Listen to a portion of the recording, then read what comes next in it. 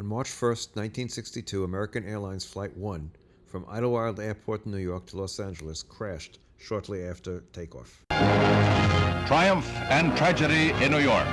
Just an hour before the arrival of astronaut John Glenn's plane, a jetliner crashes on takeoff from a nearby airport, killing all 95 aboard.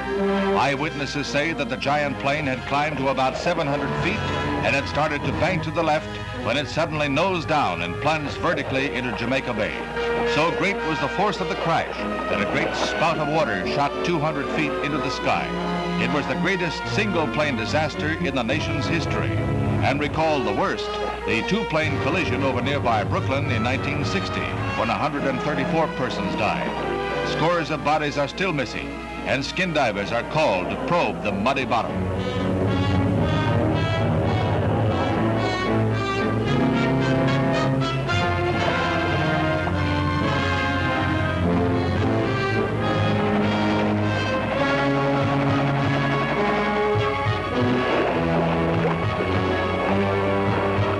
The crash came scant minutes after takeoff before the pilot could even report his departure time. It was a sunny, crystal clear morning with unlimited visibility.